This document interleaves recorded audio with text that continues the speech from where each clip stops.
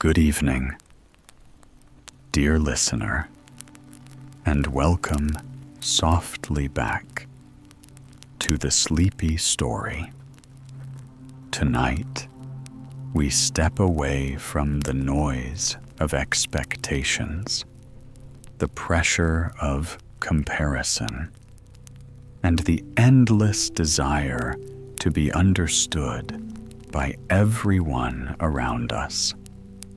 Tonight's reflection is inspired by the ideas of Carl Jung, a quiet journey back toward yourself. For much of life, we are taught to look outward, to seek approval, to measure our worth through the eyes of others. But there comes a moment when the soul grows tired of performing, a moment when something deeper begins to ask, who am I when no one is watching? Who am I beneath the roles, the expectations, and the masks? So settle comfortably now. Allow your breathing to slow, and let the opinions of the world drift gently into the distance.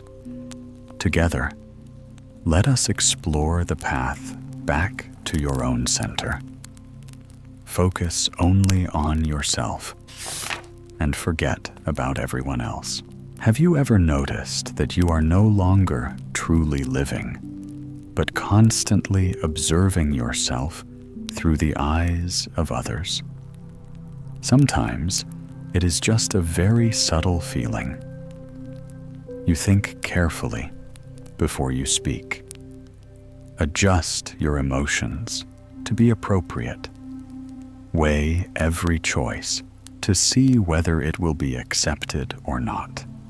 You still do everything as usual, but somewhere inside, there is a part of you that always steps back, waiting for a reaction from the world before daring to move forward. Carl Jung believed that there is a very important moment in psychological life when a person begins to feel tired of always orienting outward. Not tired from failure, but tired from constantly measuring oneself by the world. And that moment is not a sign that you are losing direction, but a signal that it is time to turn back to yourself. This video does not teach you to ignore the world, nor does it advise you to cut yourself off from people. It simply guides you through a very deep journey from living by the external gaze to focus only on yourself. If you feel that this title touches something very familiar within you, it may not be accidental. Perhaps you are ready for a different way of living, one where you no longer need the world's validation to know that you are on the right path. Stay until the end, because it is very possible that what you are searching for outside is precisely what has been waiting for you inside all along. Number 1, living by the external gaze. The origin of alienation. There is a very familiar stage in human life, yet few people realize how dangerous it can be.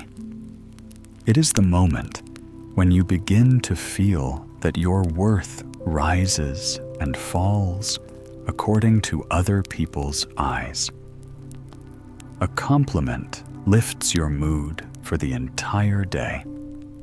Silence makes you restless and uneasy. A single unfriendly look is enough to make you doubt your entire path. On the surface, life still goes on normally. You work, you communicate, you try to fulfill your roles. But inside, something very subtle is slipping away.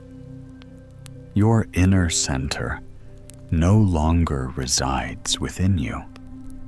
Carl Jung argued that the moment a person measures their self-worth by the external gaze is the moment they lose the deepest anchor of their psychological life, not because others are wrong, but because you have handed over the authority to define yourself to something outside your control.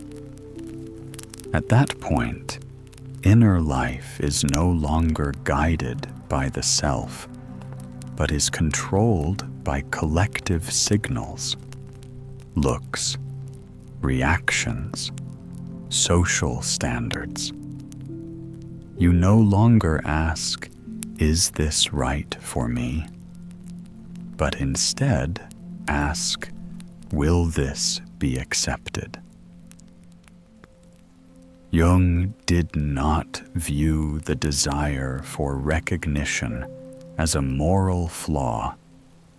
He did not judge people for it. On the contrary, he saw it as a very natural sign of an unfinished developmental stage. When the self has not yet been established, when a person does not yet have a stable inner axis, they are forced to use the external world as a mirror to know who they are, not because they are weak, but because they do not yet have a strong enough inner core to validate themselves. As Jung once wrote, "Until you make the unconscious conscious, it will direct your life, and you will call it fate." Imagine a person walking through a forest without a compass. That person is forced to look at where the crowd is going. If everyone turns left, he turns left. If the majority stops, he stops. Not because it is the right path, but because he has no other way of knowing the direction. Jung called this state living by the collective map. You do not truly know where you are going. You only know that you do not want to be left behind. And it is precisely in this state that alienation begins. Alienation in Jungian psychology is not about doing something bad or living immorally. Alienation is when you live increasingly far from your true self while believing that you are being appropriate, fine, or up to standard. You choose a field of study because it is considered successful. You choose a lifestyle because it is admired. Each individual choice seems reasonable, but over time, you begin to feel empty and exhausted, as if you are living a life that does not fully belong to you. This is not a crisis, but the first whisper of the neglected self. I once met a man in his 30s who worked non-stop and was always praised as diligent and successful. But whenever he had free time, when no one needed him or acknowledged him, he felt empty and anxious. He stayed busy, not purely out of passion, but out of fear of that feeling returning. At the same time, he constantly compared himself with people his age, and always felt slower, less accomplished, not enough. He did not realize that each comparison was a denial of his own unique process, a process that, as Jung emphasized, is never identical to anyone else's. Jung believed that each person has a very individual rhythm of psychological development. When you live by the external gaze, you force yourself to follow someone else's rhythm, and when that rhythm does not match your natural process, inner conflict emerges. Fatigue, disorientation, and the feeling of not living your own life are the consequences of that conflict. Focus only on yourself from Jung's perspective is not a call to selfishness or isolation. It is an invitation to return to the inner anchor that has been neglected. It is stopping the use of the external gaze to define who you are. It is beginning to ask what truly has meaning for me, even if no one acknowledges it.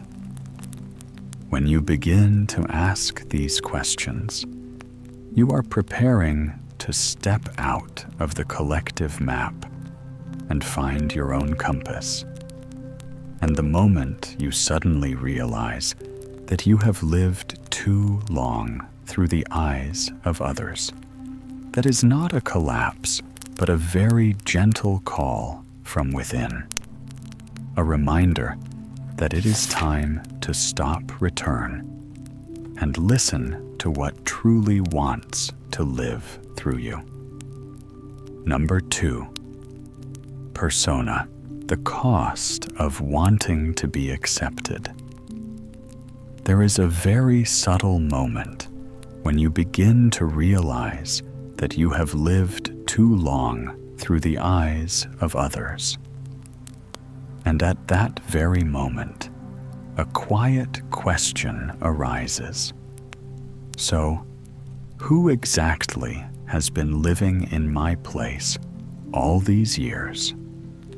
According to Carl Jung, the answer is often not other people, but a very familiar psychological structure that is rarely confronted directly, the persona.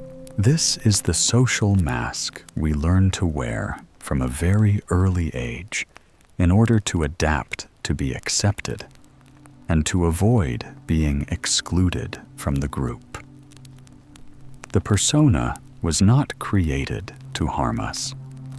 It was created to help us survive in the human world.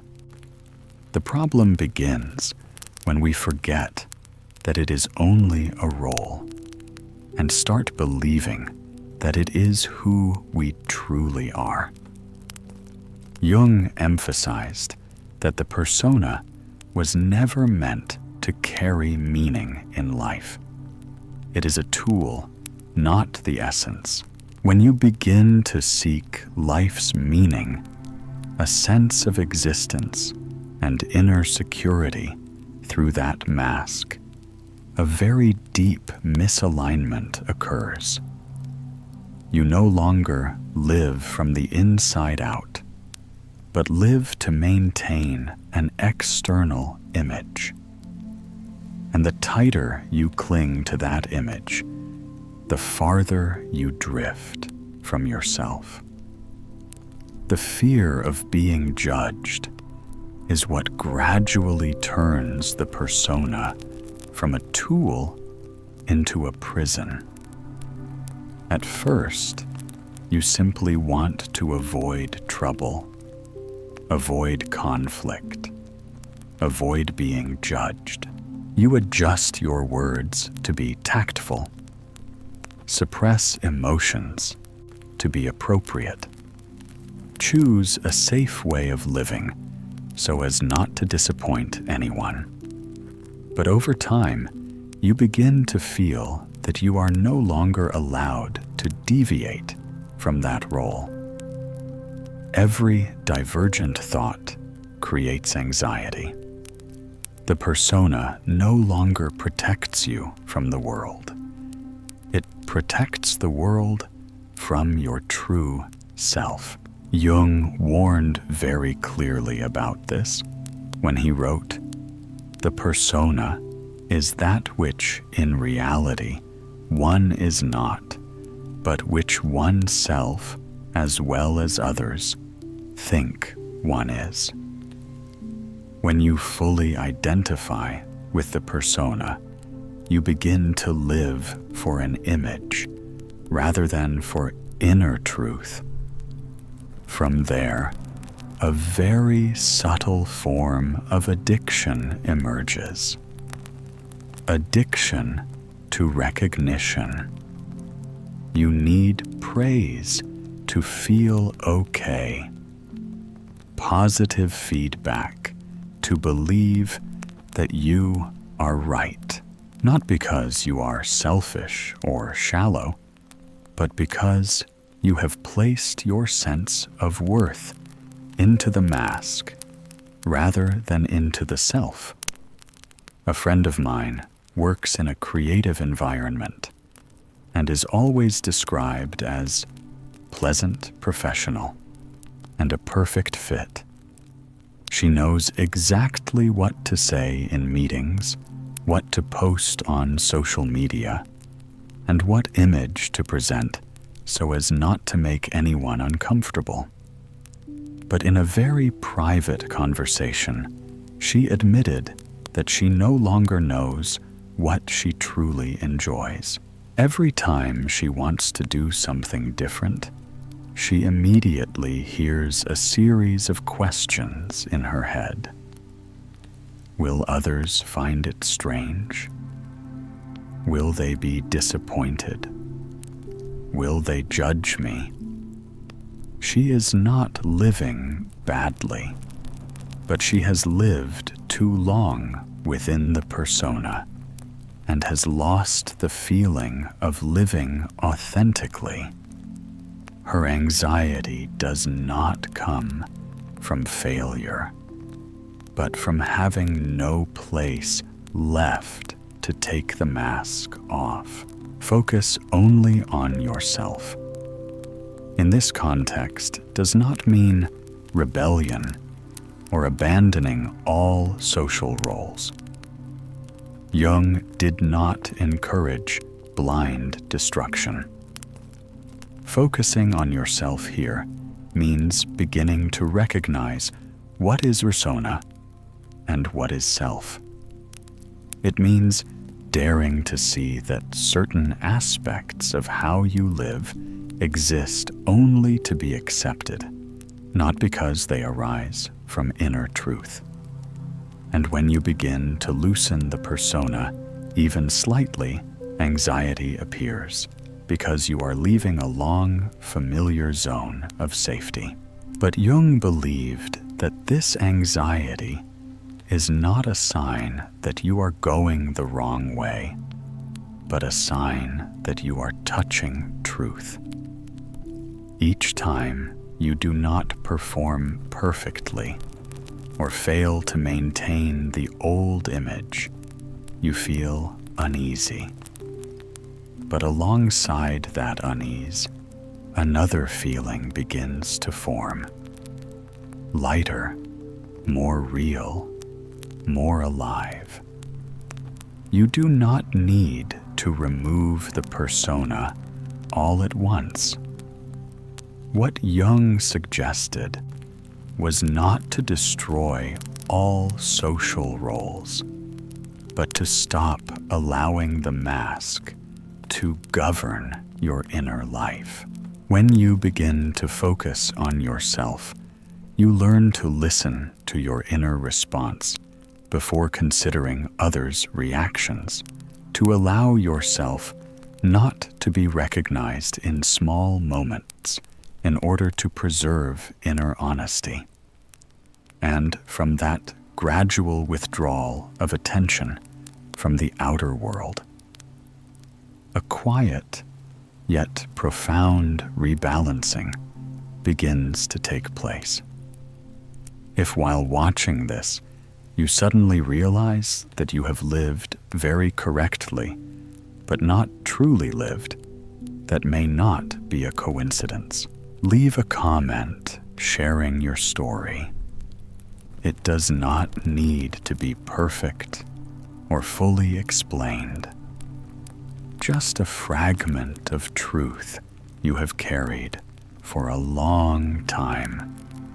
Sometimes, daring to write it down is the first moment the persona begins to be set aside. Number 3. Comparison as a form of denying your individual path. When you begin to loosen the persona and no longer live entirely to be accepted, an old reflex immediately arises.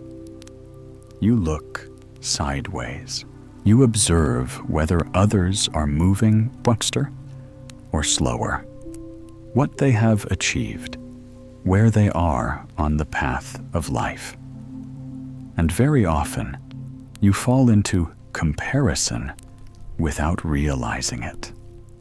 According to Carl Jung, that very moment is when a person quietly denies their own individual path in order to enter a race that was never meant for them.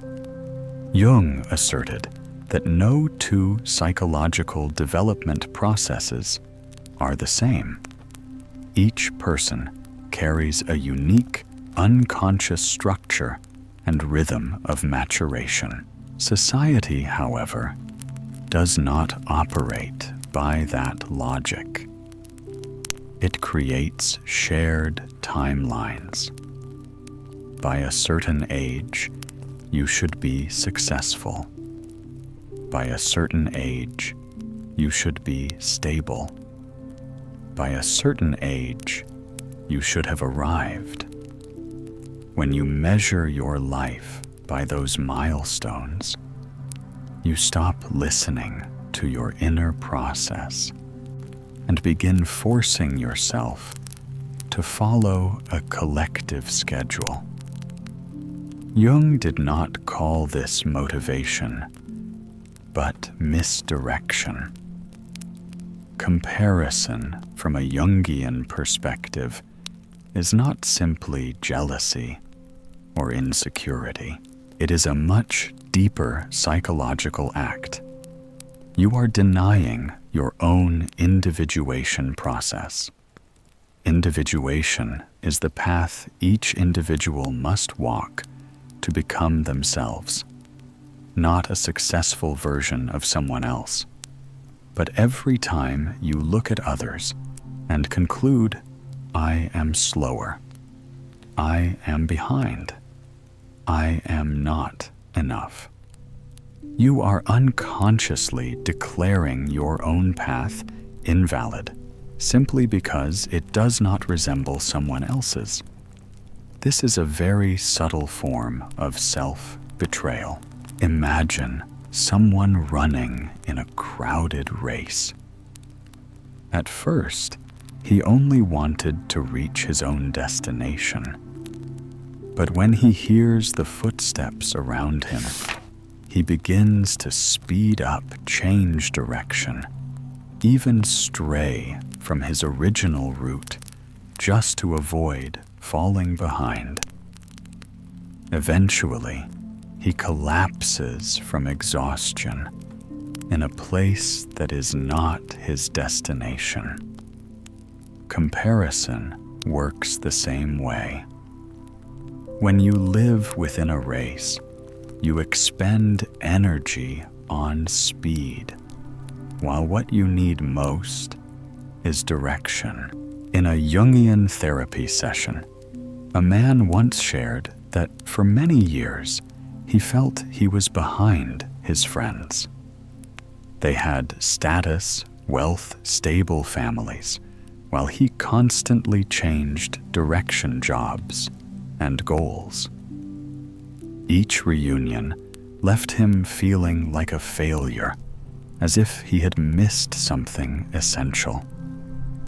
But during a period of crisis, when he was forced to stop, he realized that he had never been lost. He had simply been walking a different path, slower in social terms, but deeper in inner terms, when he stopped comparing and began focusing on what truly mattered to him. The heaviness gradually lifted, not because he caught up, but because he returned to his own rhythm. Jung once wrote, "The privilege of a lifetime is to become who you truly are. But you cannot become yourself if you are constantly measuring yourself against other people's lives." Comparison places you on a timeline that does not belong to you. It causes you to misjudge necessary phases of your own life, such as slowing down, getting lost, or even failing. Phases that for Jung are often essential to inner growth. In Greek mythology, Achilles is the greatest warrior, but he is invincible only when he follows his own destiny. When he seeks to prove himself through others' definitions of glory and fame, he steps outside the protection of fate and falls at his only vulnerable point.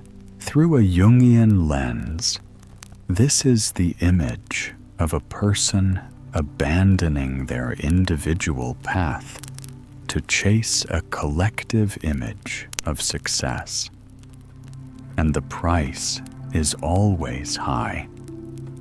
Focus only on yourself at this stage does not mean turning your back on the world or isolating yourself. It simply means stopping the use of other people's lives as the yardstick for your own process. It means understanding that not having arrived by society's standards does not mean you are failing, but may mean you are being prepared for a different kind of maturity. Forgetting others in the true Jungian sense means forgetting their timelines. It means no longer asking, "Where am I compared to them?" and returning to the far more important question, "Am I aligned with myself?" When you begin to focus on that question, the race dissolves, not because you win or lose, but because you realize you were never meant to run in it at all. And it is precisely when you step out of comparison that your individual path becomes truly visible, clear, and alive, just as it has always been. Number 4, withdrawing projection.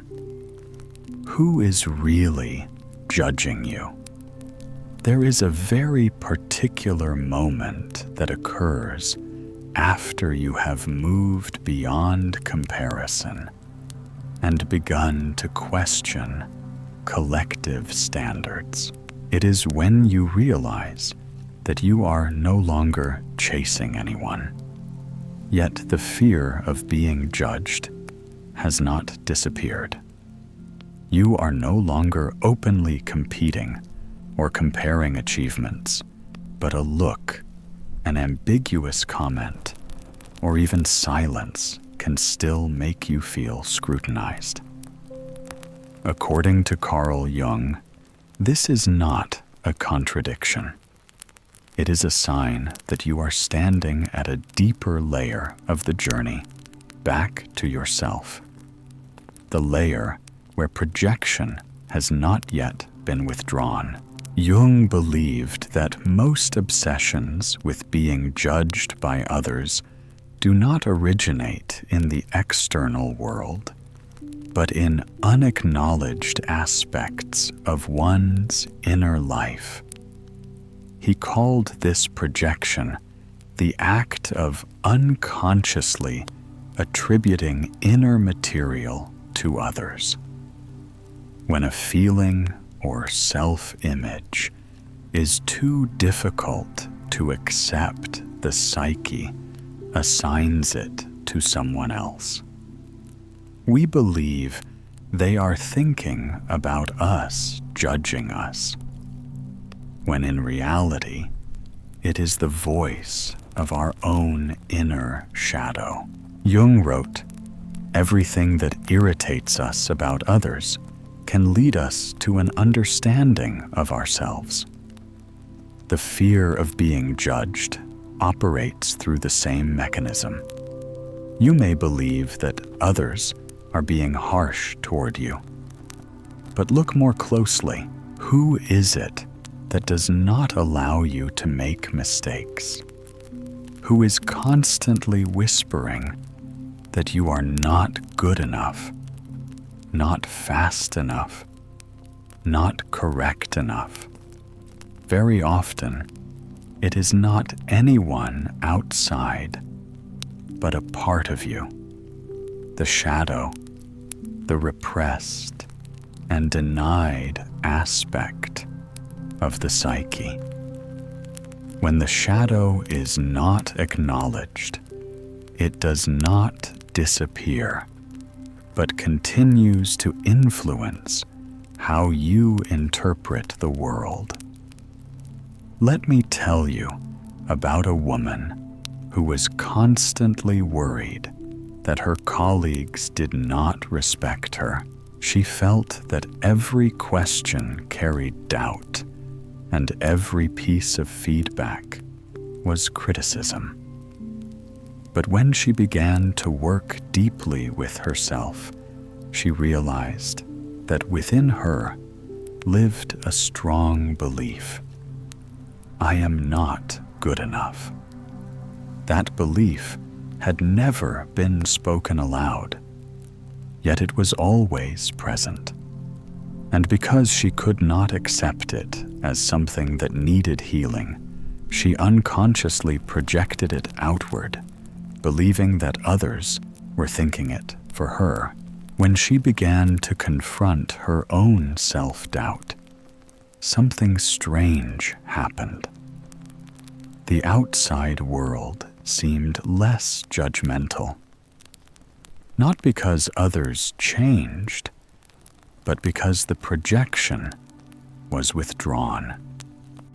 From the perspective of modern science, this is not unfamiliar. Many studies in cognitive psychology show that the brain interprets ambiguous information according to existing beliefs.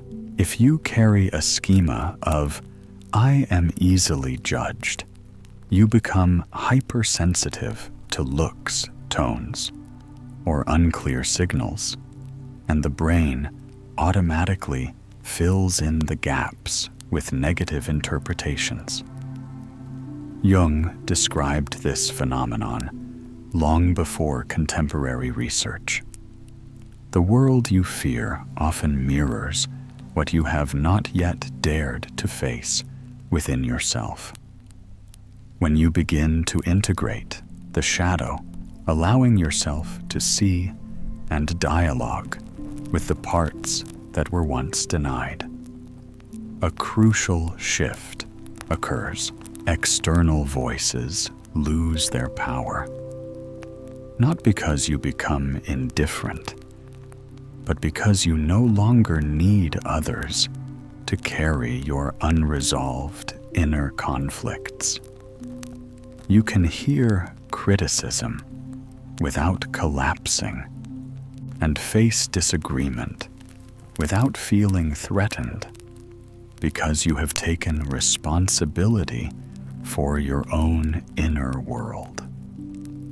Focus only on yourself at this level is no longer about withdrawing from society or ignoring what others think.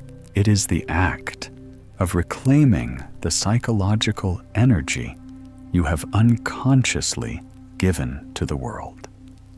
Each time you worry about being judged, that energy is projected outward.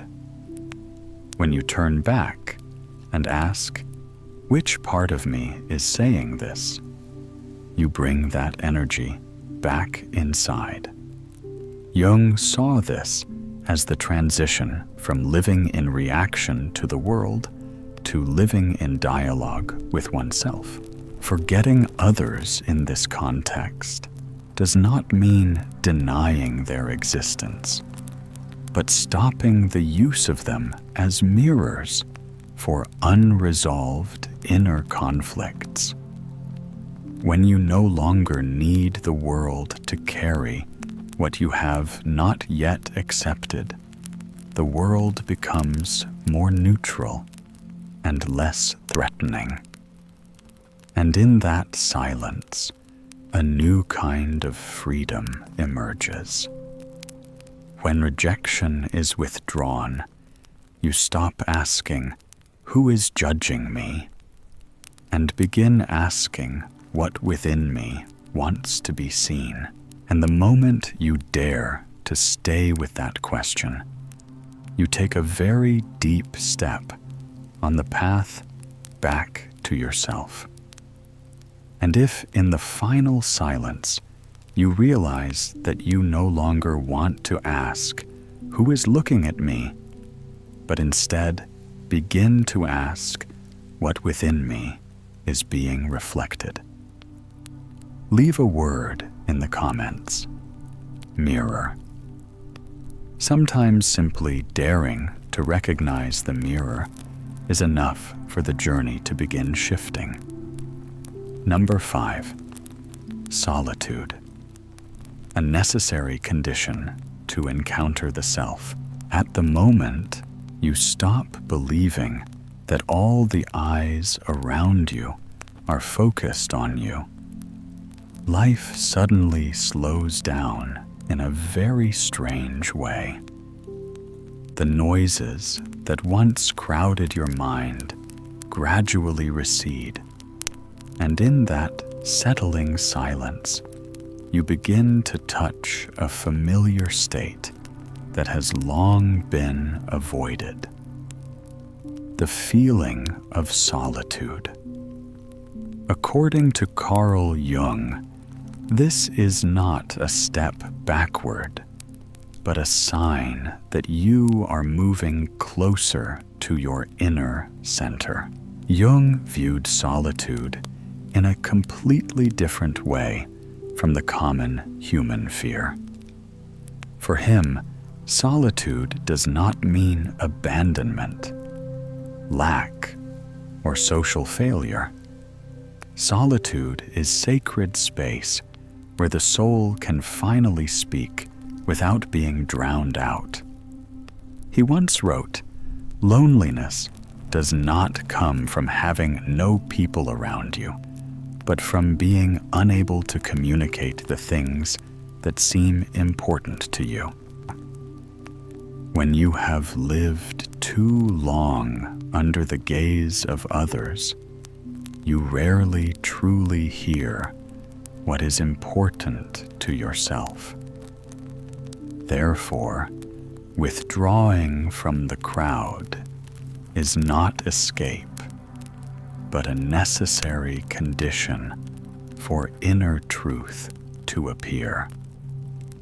When you are constantly reacting to the opinions, expectations, and emotions of others, the self has no space to coordinate life. You may function very efficiently and integrate well, but inside there remains a quiet space that has never been touched. And precisely because of fear of that quiet space, people often cling to busyness and constant interaction as a way to avoid it. Imagine solitude as a lake in the early morning. When the wind blows, the surface is constantly rippling, reflecting distorted and unclear images. Only when the wind calms does the surface become still, and the image beneath begins to appear.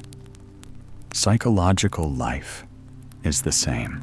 When you are always surrounded by the voices of others, you only see fleeting reflections. But when you dare to be alone, no longer reacting, deeper layers of yourself begin to emerge. Silence does not create the true voice. It only allows that voice to be heard. A very typical story is the journey of Steve Jobs during the period when he left Apple in the 1980s. When he was ushered out of the very company he founded, Jobs entered a phase that outwardly looked like failure, but inwardly was a profound withdrawal. He slowed down, traveled to India, practiced meditation, and reflected on what truly mattered to him beyond fame and recognition. It was during this solitary period that many core ideas about design simplicity and intuition took shape. When Jobs later returned to Apple, he was no longer chasing trends or noisy competition, but working from a clearer inner center. From a Jungian perspective, this is a classic example of solitude, becoming the space where the self is restructured. What makes many people afraid of solitude is not being alone itself, but what will surface when there is no one left to distract them. In silence, avoided questions begin to appear, true desires, unnamed sadness, and inner conflicts once covered by social life begin to demand attention. Jung considered this necessary because only when you dare to stay with these contents do you have the chance to integrate them, rather than continuing to project them outward. Focus only on yourself does not mean cutting off relationships or denying the world, but temporarily withdrawing attention from others in order to re-establish inner order. You do not need to disappear from society, but you do need periods of silence deep enough so that you are no longer pulled by comparison or judgment. When you are alone, without trying to fill the time, you are giving the self the opportunity to coordinate your life again. Forgetting others here does not mean being antisocial. On the contrary, it is the only way to return to the center. When you no longer need others to validate you or serve as a backdrop for your identity, you begin to stand more firmly in interaction. You do not cling, overreact, or lose yourself in relationships. True solitude does not distance you from people. It allows you to be more fully present when you return to them. When you can be in silence without panic, when you can be alone without feeling lack, that is a sign that the self has begun to take its place in your life. And from that inner foundation, you return to the world, not to seek, but to live. Not to be seen, but to be present. Not to chase anyone, but to walk in alignment with the deepest rhythm of yourself. Number 6, from extroverted ego to a disciplined inner life. According to Carl Jung, this is the profound turning point where a person stops being pulled outward by the world and for the first time begins to build a disciplined inner life. Not the discipline of force achievement or proving, but a discipline born from a very deep inner need, what Jung called inner necessity. Jung never encouraged blind action or frantic doing in order to feel valuable. He clearly distinguished between action driven by the extroverted ego and action rooted in the inner core. When the extroverted ego leads people act to be seen, to be recognized, to be favorably compared. Life's rhythm is then dictated by external feedback. But when action arises from inner necessity, you act because something inside demands to be realized. Even if no one sees, no one praises, and no one understands. Jung wrote, "The shoe that fits one person pinches another. There is no recipe for living that suits all cases." True discipline cannot come from a universal formula. It only appears when you listen to your own rhythm. Imagine a disciplined inner life as a tree with roots growing deep underground. The roots are not visible or impressive, yet they determine whether the tree can withstand storms. If you only focus on feeding the leaves and shaping the canopy to look good, the tree may appear fine until the first storm arrives. Jungian discipline is not about making the canopy of your life more impressive, but about returning daily to nourish those invisible roots in silence. I once met a man named Leon who worked in finance and was accustomed to a fast pace and goals tied to recognition. After a period of burnout, he decided to slow down.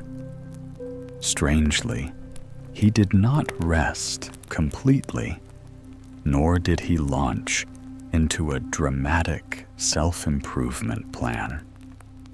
He simply began very consistently waking a bit earlier each morning to read, writing a few lines of reflection, and focusing on the single, most important task of the day without telling anyone. No one praised him. No one knew, But Leon noticed he was calmer, clearer in his decisions, and less swept up by external pressure. He did not become better than others, but more aligned with himself. And from that inner anchor, external effectiveness followed as a consequence, not a goal. From the perspective of modern science, this also has a clear basis. Many studies on self-regulation show that intrinsic motivation is far more sustainable than extrinsic motivation when action is driven by rewards, surveillance, or evaluation. The brain quickly becomes fatigued and requires higher levels of stimulation. By contrast, when action is tied to personal meaning and inner coherence, the nervous system maintains a more stable state of focus. Jung described this phenomenon early on in the language of depth psychology. Psychic energy flows long-term only when it serves the process of becoming oneself. Focus only on yourself at this stage is no longer turning away from the world, but establishing a new order of priorities. You invest in yourself not to surpass others, but to avoid betraying what you know to be true for you. You may do less than others, move slower than others, but each step carries weight. This discipline is often lonely because it does not produce a compelling story to tell. There are no immediate achievements, no applause, and precisely because of that, it remains undisturbed. True growth, from Jung's perspective, is almost always silent. It does not resemble a breakthrough, but a quiet accumulation. Each day, you choose to do what is necessary without being pushed. Each time you keep your word to yourself in very small matters, you strengthen your inner center. And when that center becomes solid, you act in the world without being dragged by it. When inner life is disciplined, you no longer need excessive external control. You do not have to force yourself to try harder because the energy is already there. You do not need to prove because the direction is clear. And it is precisely then that you realize a very Jungian paradox. The more deeply you focus on yourself, the more steadily you are present in life. Quiet, unshowy, but with weight. This is the discipline no one sees. Yet it supports your entire life. And if these lines touch you in a very calm way, not explosive, but enough to make you pause and look more deeply at your own rhythm of living press, like on this video, not as an external response, but as a small sign that you are choosing to listen to something very real inside. Sometimes, even such a silent gesture is a form of inner discipline. Number 7, withdrawing energy from the world. Stop seeking validation. So what happens when you have built a disciplined inner life, yet still feel as though you are waiting for the world to respond. When you are no longer chaotic, no longer chasing comparison, no longer reacting blindly. But somewhere inside, there remains a very subtle movement. The wish to be acknowledged, to be seen, to receive confirmation that you are on the right path. According to Carl Jung, this is not a failure of the inward journey, but the next stage of ego maturation, the moment when energy truly begins to withdraw from the world. When the ego is immature, it needs reflection to know that it exists. Praise, attention, and positive feedback from outside serve as mirrors through which the ego takes shape. But Jung believed the ego is not meant to remain in that state. As the ego matures, it no longer needs the world to constantly tell it that it is okay. It begins to stand on a different foundation: inner unity. At this point, value no longer comes from how much you have, how many people recognize you, or where you stand in social order, but from a deep inner sense that what you live, think, and do are not in conflict with one another. Many people confuse focus on yourself with egoism, pride, or withdrawal.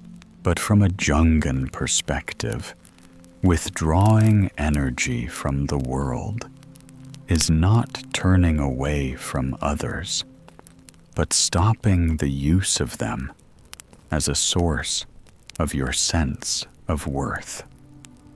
When you still need validation, it means a portion of your psychic energy is still flowing outward, waiting to be returned in the form of praise or attention. And as a result, your emotional life remains externally regulated, even if you appear independent on the surface. I once knew the story of Anna, a woman who had moved beyond comparison and was no longer overly afraid of judgment. She had a relatively solid inner life, worked steadily, and did not chase an image. But whenever she shared a personal project, she still unconsciously checked for feedback, not because she was weak, but because a part of her was still asking, "Is this good enough to be seen?" When she noticed that very subtle movement and stopped, not by forcing herself to be indifferent, but by returning to the inner feeling of working, a quiet shift occurred. She no longer rose or fell with others' reactions. The work remained the same, but her emotions were lighter. She did not lose motivation. She lost dependence. Jung wrote, "The most terrifying thing is to accept oneself completely. To fully accept yourself means you no longer need anyone else to bear witness to your value." This is frightening for an immature ego, because it is accustomed to being nourished by feedback. But for an ego that has passed through sufficient experience, this becomes liberation. You no longer need to prove because there is no longer any part inside demanding reassurance. Imagine psychic energy as a stream of water. When you constantly seek validation, that stream flows outward, spreading everywhere. When you withdraw the energy, it does not disappear, but seeps into the ground, nourishing the roots. No one sees the water underground, but it determines whether the tree survives drought. Inner value is the same. It does not need to be displayed, but when it is deep enough, all outward action becomes stable. Emotional independence in Jungian psychology does not mean needing no one, but not being shaken by whether others respond or not. When the self begins to coordinate life, your emotions no longer rise and fall with external gazes.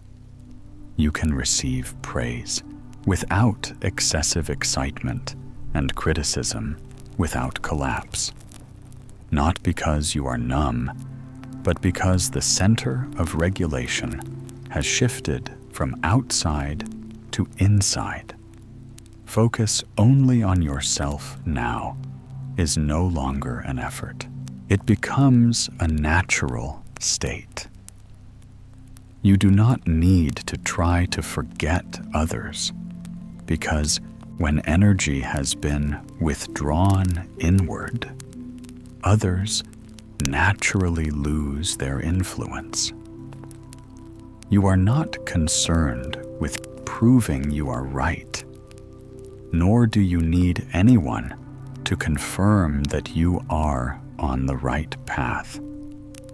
You know not intellectually, but through a deep sense of inner coherence.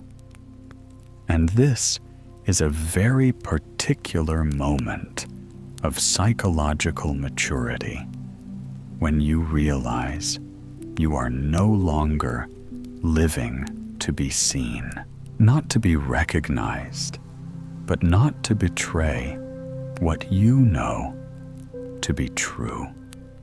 The world is still there. People are still there, but they no longer hold authority over your inner life. And in that very quiet withdrawal, a rare form of freedom appears.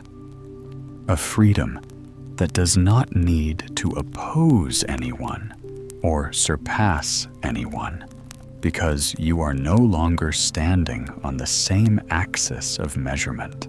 When you reach this point in the journey, you may realize that focus only on yourself was never an act of rebellion, nor a cold withdrawal.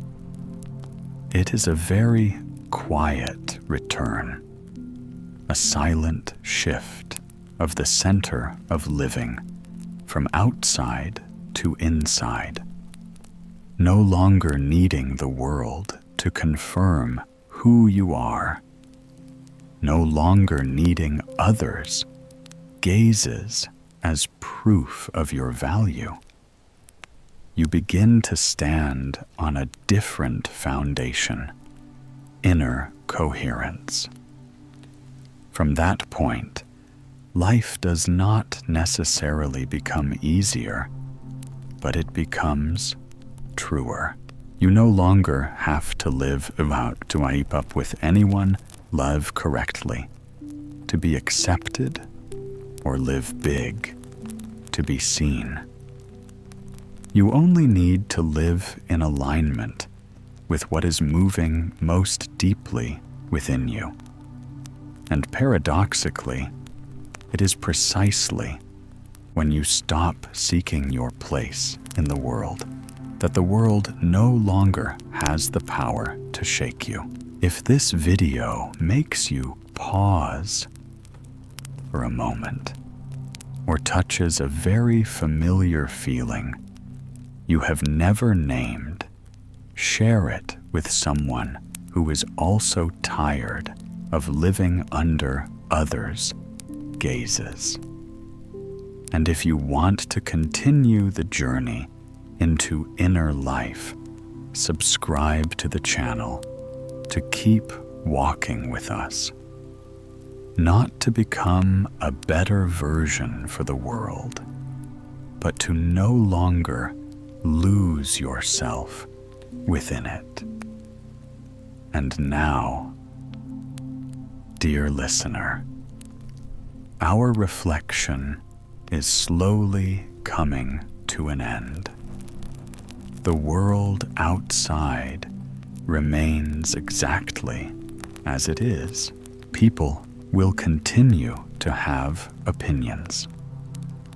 Expectations will continue to exist. The noise of life will continue to move around you. But perhaps something inside has become quieter. Perhaps you no longer feel the same urgency to explain yourself, to compare yourself, or to seek permission to become who you truly are.